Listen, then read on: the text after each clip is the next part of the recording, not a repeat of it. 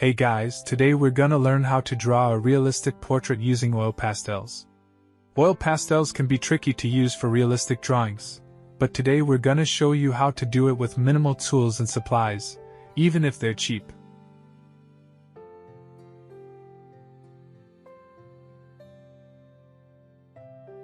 Here's what I used. Smooth gray paper, not rough.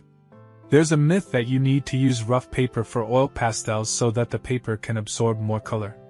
That's not true. It'll just take you more time and effort to fill in the paper's pores.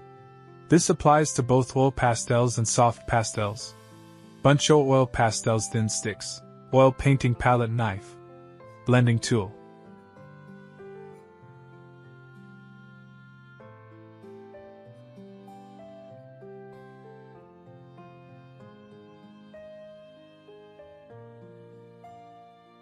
First, we're gonna add the white highlights. This is why we're using toned paper, so we can create the highlights ourselves.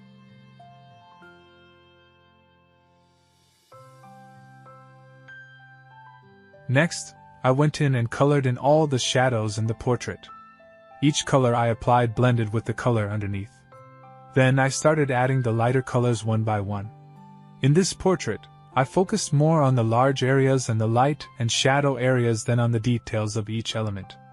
It's more important to choose the right color than to worry about the details. You could say that the value of a color is the color itself.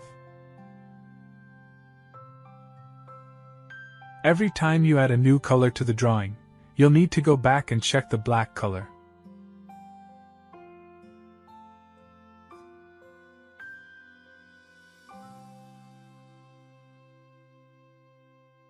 A lot of people don't know this, but after I distribute the light and shadow and define the colors initially, I consider this the first layer and I use a heat gun to set the colors on the paper.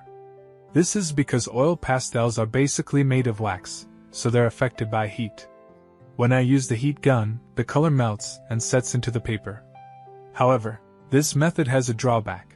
The color gets much darker after it's exposed to heat. The advantage of this method is that it allows you to add as much detail as possible to the painting. Even the white color will be very easy to apply over any other color. That's why the best time of year to paint with oil pastels is in the summer.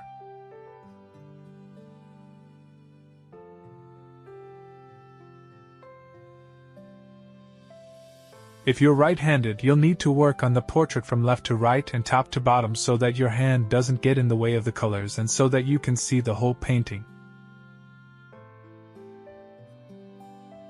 You can use a pencil to draw the eyelashes, eyebrows, and small details, but I didn't use any pencils in this video.